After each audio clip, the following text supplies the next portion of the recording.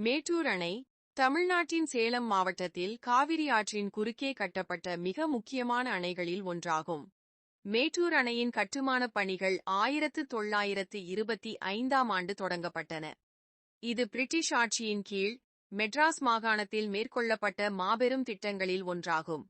1934ஆம் ஆண்டு ஆகஸ்ட் 21ஆம் தேதி இந்த அணையின் கட்டுமானப் பணிகள் முடிவடைந்து அது அதிகாரப்பூர்வமாக திறக்கப்பட்டது.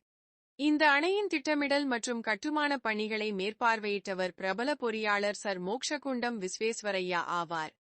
அவரது பங்களிப்பு இந்த அணையை ஒரு பொறியியல் அற்புதமாக மாற்றியது.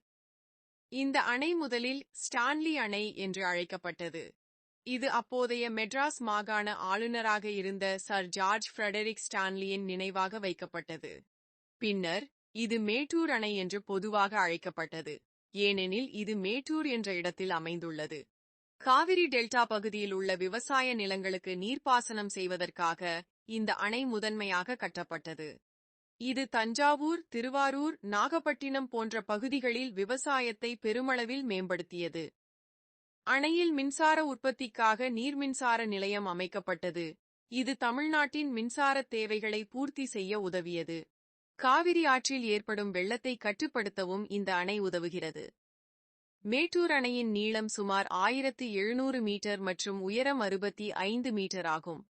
இந்த அணையின் மொத்த நீர் கொள்ளளவு சுமார் 93.47 டி.எம்.சி. தண்ணீர் மில்லியன் கன அடி ஆகும்.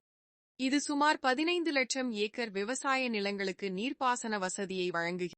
மேட்டூர் அணை கட்டப்பட்ட காலத்தில் இந்தியாவின் மிகப்பெரிய அணைகளில் ஒன்றாக இருந்தது. இந்த அணையில் 16 மதகுகள் உள்ளன. இவை நீரை வெளியேற்றுவதற்கு பயன்படுத்தப்படுகின்றன. இந்த அணை தமிழ்நாட்டின் நெற்களஞ்சியம் என்று அழைக்கப்படும் காவிரி டெல்டாவின் விவசாயத்திற்கு முதுகெலும்பாக உள்ளது. காவிரி ஆற்று நீர் பகிர்வு தொடர்பாக தமிழ்நாடு மற்றும் கர்நாடக மாநிலங்களுக்கு இடையே நீண்டகால சர்ச்சைகள் உள்ளன.